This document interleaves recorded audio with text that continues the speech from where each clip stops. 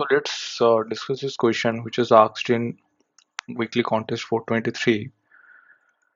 So basically, we are given an array, and we need to find uh, that we can do some operations or not. If we are able to do the operation, then we need to return true or return false. Now, what the operation is? So basically, we need to find out two adjacent subarrays such that both of the subarrays are strictly increasing and both are of length k. Both of the arrays are strictly increasing and both are of length k. If we are able to do this, we need to return true, or else we need to return false.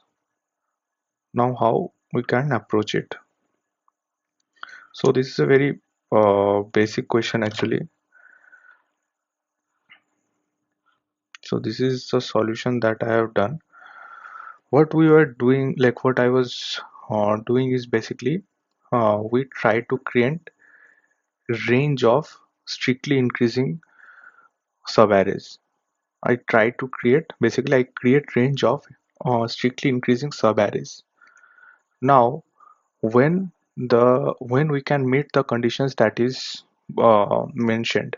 So suppose we have a range where the number of strictly increasing element is greater equal to k, right? So we have a range. Suppose this is the how the number appears, and this is greater equal to k. So we can take any range of number of length n, right? And of length k, and basically return true, because we can take this range, we can take this range as this whole range is strictly increasing, right? Or or else when we can return true, when suppose we have this condition,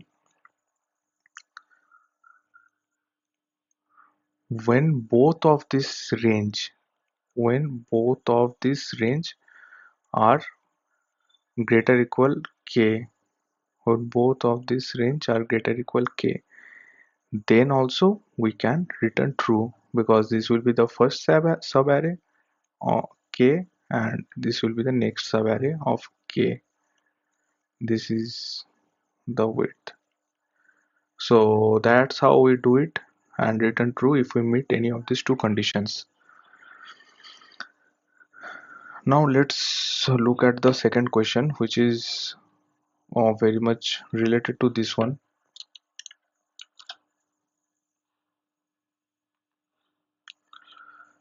So the second question says,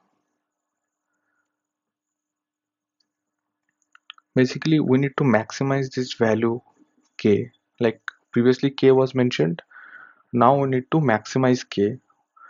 Uh, so it's a very similar to the earlier question, only we just need to do some modifications.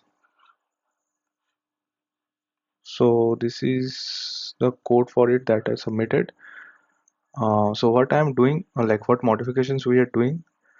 So basically first we are uh, creating the ranges of strictly increasing subarray, and after that we see like what's the range that we can get for like if both, if we try to fit both the sub array in the same range, that's the like how much we can get. And also we try to find out what is the maximum we can do if we want to get two subsequent or two adjacent subarrays. And once we do these iterations, we get the maximum value and just return it and return the result. So that was the second question. It was pretty much related to the first one only. Now let's discuss the third question actually. What I'm doing. Okay, let's discuss the third question.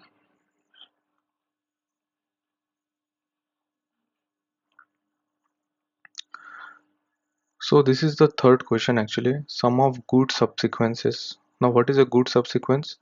So, so basically a subsequence, as we know, like basically we can take any number of elements from the array, but only in arranged format. Like we can take one, two, we can take one, like this.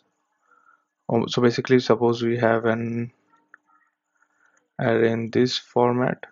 What are its subsequence? A1. Every single element is a subsequence of this L. Also A1, A3, A4. They are also subsequence. But what are not subsequence? What are not subsequence? A4. Now, if you suppose take A3, A1, this is not a subsequence of this array because the order needs to be maintained. If A2 comes after A1 in the subsequence, the order needs to be maintained. So that's the subsequence actually. So we need to find out all the subsequences where the adjacent element difference is 1, exactly 1, and take the sum of all those subsequence.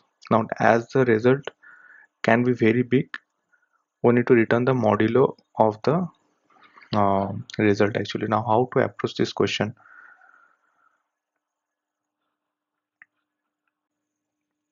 So this is the solution of it, on the code of it. Now let me try to explain on the logic that I have implemented. Suppose uh, suppose we have an element in right, and we know, suppose if we know what are the number of subsequence, or basically uh, for n minus 1 and n plus 1, what are the subsequence, then what will be the result you think? It will be just addition of these two, right? So it has n minus 1 has some valid subsequences, n plus 1 has some valid subsequence, and when we add n to each of these valid subsequence, that also becomes valid because the result of this, or the difference of these two, is 1. So n minus 1 has a list of valid subsequence, n plus 1 has a list of valid subsequence. We take from n minus 1 this valid subsequence, add it to add n to it, and similarly the same thing we do for n plus 1 valid subsequence that we have, and add n to it, and this forms us a, or gives us a list of valid subsequence which starts with n, which starts with n. uh, it gives us a valid subsequence, right?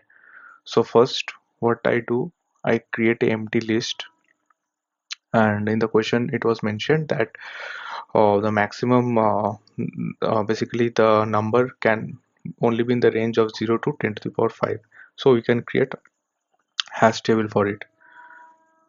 Now each of this number, as we see here, each of this number can again be a valid subsequence. So first we add v to the result, and for v, which I have mentioned here by n, let's consider it n.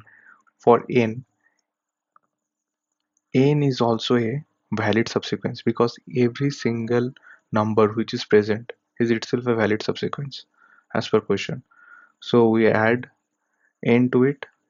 Now if n or v is greater than 0, right? Then we look for n minus 1, like whatever values that is present for n minus 1.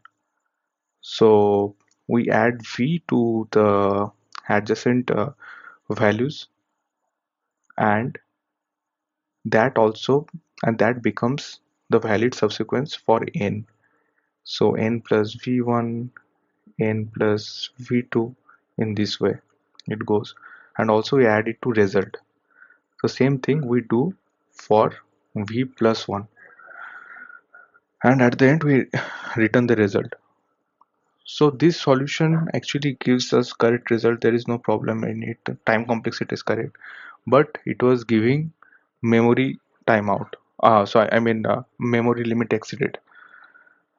Now how I solved that problem.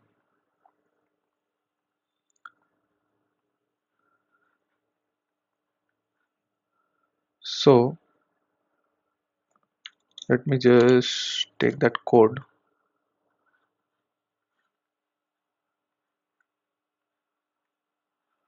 This is the code. It's a modified version of the previous one, but as you see, we don't actually utilize. Now the TP is reduced to integer rather than list, and here we store frequency of each counted number. So if we do this optimization, basically get the frequency of the previous and add it to the current frequency and multiply this frequency with the current value, and also add the value that was present in v minus 1, and this gives us the valid I, and this we add to v and also to the result. The same thing we do for n plus or the v plus 1 1th element, and at the end we get the result and we just return it. It's a modification of this one but with optimized memory complexity. Thank you.